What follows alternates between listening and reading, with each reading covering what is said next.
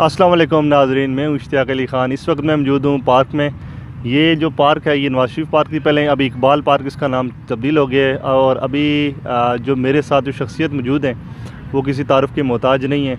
ये हैं जनाब हमीद कैसर साहब। एक तवील इंटरव्यू जो मैंने इनका किया था वो प्ले लिस्ट में अवेलेबल है, वो अगर आप देखना चाहें तो आप ज़रूर देखें। मेरी हमीद भाई से मुलाकात हुई है यहाँ पर पार्क में, और ये मेरी खुशनसीबी है कि आज इन जैसी शख्सियत के साथ मुझे मौका मिल रहा है दोबारा गुफ्तगू करने का।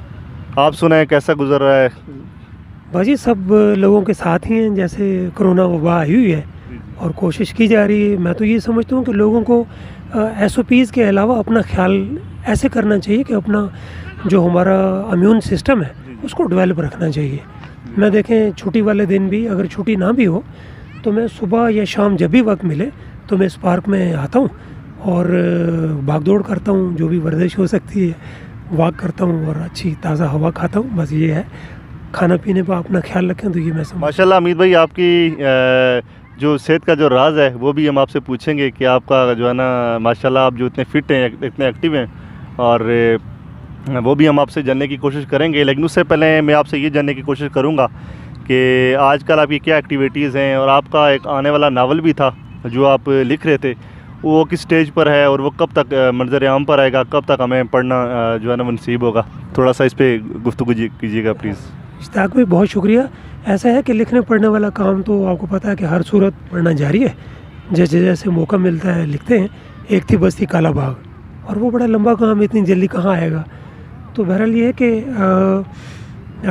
अलबत्ता ये है कि जो आजकल मसरूफ़ियत रही है वो ये है, आपने फ़ेसबुक पे देखा होगा हमारे मैं आपको पता है कि वक्त से पहले अकादमी अदबियात पाकिस्तान से रिटायरमेंट ले ली थी, और अब इस एक अखबार नई रोशनी न्यूज़ की एडिटिंग कर रहा हूँ, और वो अभी इंशाल्लाह जल्द आ जाएगा सामने। तो इसके अलावा जो है वो वही मसरूफ़ियत है, वफाकी मोतसिब आला आना जाना होता है। आपको पता है अकादमी अदबियात पाकिस्तान एक कौमी अदारा है, और मेरे समेत वहाँ 62 के करीब वहाँ के मुलाजमीन हैं जो रिटायर्ड हैं, और उनकी पेंशन जो है गुज़श्ता 6 महीने से नहीं मिल रही। आप पूछें कि इससे पहले मिल रही थी, आप क्यों नहीं मिल रही? जब से इस अकादमी अदबियात पाकिस्तान में सिंध की एक यूनिवर्सिटी के प्रोफेसर हैं डॉक्टर यूसुफ खुश्क जी, वो सदर नशीन बन के आए हैं, और ना तो वो शायर हैं, ना अदीब हैं, ना वो दानिश्वर हैं। बस सिर्फ ये समझ लें कि ख़ान सरकार के जो हैं वो चाहने वाले हैं, इसलिए उनको भी इस कौमी अदारे में ला के बिठा दिया गया है। मैं समझता हूँ कि इससे पहले आप मुक़्तदरा कौमी ज़ुबान, नेशनल बुक फाउंडेशन, और सबसे बढ़ के अकादमी अदबियात पाकिस्तान में ओवरऑल 21 साल सर्विस करके मैंने जान छुड़ा ली थी, क्योंकि सरकारी इदारों में डिक्लाइन का शिकार हैं ये इदारे, क्योंकि ये यहाँ पे ग्रुपिंग हो गई है। यहाँ पे जो मेरिट जो है वो शिकस्त व रीख का शिकार है। इससे पहले यहाँ कितनी बड़ी बड़ी शख्सियात आई हैं, आप देखिए डॉक्टर शफीकुर रहमान यहाँ आए, आप देखें परेशान खटक आए, यहाँ देखें अहमद फराज आए, यहाँ देखिए नज़ीर नाजी आए, यहाँ देखें डॉक्टर ग़ुलाम रुबानी अगरो आए, आप देखिए यहाँ पे फ़खर ज़ुमान साहब आए, यहाँ देखिए इफ्तिखार आरिफ साहब ने वक्त गुजारा। कैसे कैसी बड़ी शख्सियात आई हैं, सलीम कियानी साहब आए। ये सब शायर अदीब थे, लिखने वाले थे, दानिश्वर थे। हमने कभी इनका पहले ये ख़ुद मेरे फ़ेसबुक पे ये दोस्त थे, मगर मुझे नहीं मालूम था कि यहाँ ये अकादमी अदबियात पाकिस्तान के चेयरमैन बन के आ जाएंगे। और इन्हीं के वक्त में जिन लोगों ने अकादमी को पूरी ज़िंदगी दी है, हम तो चलें कुछ भी नहीं है। आप देखें कि ये आए, अब 6 महीने से अकादमी के 62 मुलाजमीन हैं जो बेचारे पेंशनर हैं। मैंने 21 साल दिए, कुछ लोगों ने पूरी ज़िंदगी दी। मैं आपको कुछ लोगों के नाम भी बताता हूँ। हम तो चलें तालिब इल्म हैं। काजी जावेद साहब हैं जो कलम के मज़दूर थे, और वो लाहौर अकादमी की जो लाहौर ब्रांच है उसके आरडी रहे हैं, रेजिडेंट डायरेक्टर रहे हैं। उन्होंने बहुत वक्त यहाँ गुजारा और बहुत काम किया। वो बेचारे रिटायर हो गए और वो ये हुआ कि इसी दौरान वो गिर गए और गिरकर वो बेचारे ज़ख्मी हुए, उनके कोले की हड्डी जो है वो टूट गई, चारपाई पे आ गए और उनको जनाब और कोई ज़रिया ही नहीं था उनका, या किताबों की कहीं से रॉयल्टी आती थी, या ये है कि कहीं से कलम के मज़दूर थे या पेंशन जाती थी, उनको पेंशन नहीं मिली। इसी तरह आप देखें उन्हीं रिटायर मुलाजमीन में खालिद इकबाल यासिर हैं, वो इस अदारे के डीजी भी रहे हैं, वो किसी दूसरे अदारे के साइंस फाउंडेशन के डायरेक्टर जनरल भी रहे हैं, ठीक है। इसी तरह बेशुमार लोग हैं जिन्होंने अकादमी अदबियात पाकिस्तान में 20-30 साल गुजारे हैं।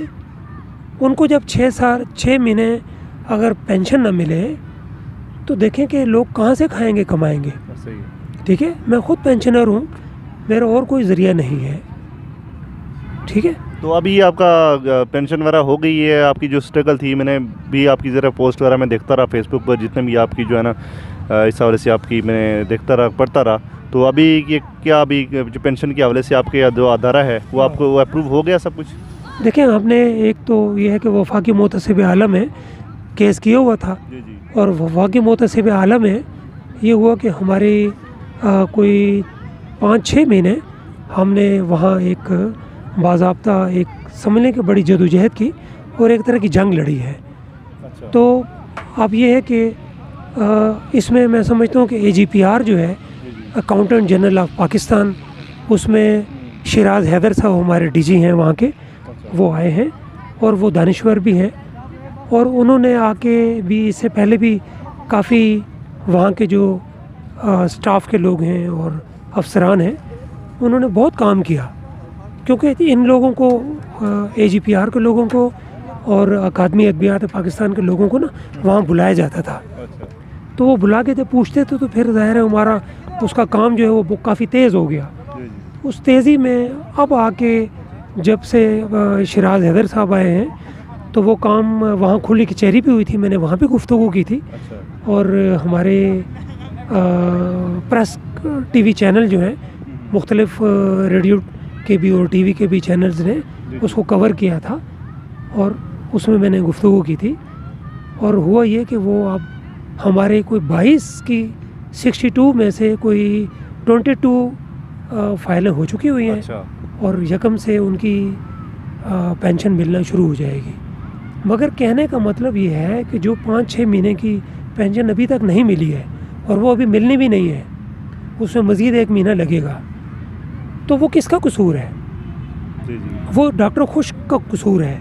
क्यों कि गुज़श्ता 6 महीने से 8 महीने से और इससे पहले से सरकार जो है इनको 1 लाइन बजट देती है, और 1 लाइन बजट का मतलब ये होता है कि आपको जब बजट 1 लाइन मिल जाए, आप उसमें अपनी तनख्वाहें भी रखते हैं, आप अपने प्रोग्राम के पैसे भी रखते हैं, आप प्रिंटिंग के पैसे भी रखते हैं, ठीक है, आप अलाइड एक्सपेंसेस जो होते हैं उनके पैसे भी रखते हैं। तो उसी में पेंशन के भी पैसे उनको आपको रखने होते हैं। लेकिन इन्होंने जब से आए हैं इन्होंने सब कुछ किया है, प्रोग्राम भी किए हैं, आप देखते हैं अकादमी के प्रोग्राम भी हो रहे हैं, आप देखते हैं प्रिंटिंग पब्लिशिंग भी हो रही है, ठीक है। तो देखिए, मैं ये समझता हूँ कि ये बड़ा ज़रूरी है कि एक अदारे का जो सरबराह है वो किसी भी अदारे के सरबराह मुलाजमीन का माई बाप होता है, वालिद होता है। डॉक्टर यूसुफ खुश्क ने आके प्रोग्राम कराए, लोगों से मुलाकातें कराईं, मुलाकातें की, अपनी तस्वीरें बनाईं, लोगों के साथ मतलब मेल जोल उसने रखा, मगर उसने ये नहीं किया कि मुलाजमीन की जो पेंशन है उनका हक है वो भी उसको देना चाहिए। जब लोगों की अकाउंट्स में तनख्वाह यकम को पहुंच जाती है तो पेंशनर का क्या कसूर है? पेंशनर की पेंशन इससे पहले मिल रही थी, तो इनके आते ही मिलना बंद हो गई। तो आप देखिए 6 महीने हो गए हैं, अगर 1 महीना डॉक्टर यूसुफ खुश की तनख्वाह इसके घर में ना जाए या जितने अफसरान हैं उनकी तनख्वाह ना जाए तो इनको लग पता जाएगा, ठीक है। तो बेचारे छोटे छोटे ग्रेड के लोग भी हैं, बेचारे चपड़ासी हैं, यूडीसी हैं, असिस्टेंट हैं, छोटे छोटे मुलाजमीन हैं। अगर उनके घर में पेंशन ना जाए तो आपका क्या ख्याल है, उनका क्या हाल होगा? तो ये हुआ है 6 महीने से 62 मुलाजमीन की 300 के करीब मैं समझता हूँ एवरेज, अगर हर घर के 5 फ़र्द हों तो 300 साढ़े 300 मुलाजमीन बनते हैं। अगर उनके घर में उनका करियाने का सौदा ना जाए, बच्चों का दूध ना जाए, बुज़ुर्गों की उनकी दवाएं ना जाएं, तो उन ख़ानदानों का क्या हाल होगा? इसलिए मैं समझता हूँ इस पादाश में डॉक्टर यूसुफ खुश का इस कौमी अदारे में रहने का कोई जवाज़ नहीं है। मैं समझता हूँ कि खान सरकार को भी जाना है और इसके साथ साथ डॉक्टर यूसुफ खुश को भी इस अदारे की जान छोड़नी है। बहुत शुक्रिया। चलें व्यूज़, आपने देखा है हमीद भाई की जो गुफ्तगू थी वो आपने सुनी होगी, और इनकी अपने अदारे के हवाले से जो इन्होंने गुफ्तगू की, जो इनको वहाँ पे मसाइल दरपेश हैं, स्पेशल जो पेंशन के हवाले से सर ने बात की है, तो वो इन्होंने इज़हार किया है। उम्मीद है कि जो ये बात है इनकी ये पहुँचेगी। तो बहुत बहुत शुक्रिया। Thanks for watching. अल्लाह हाफिज़।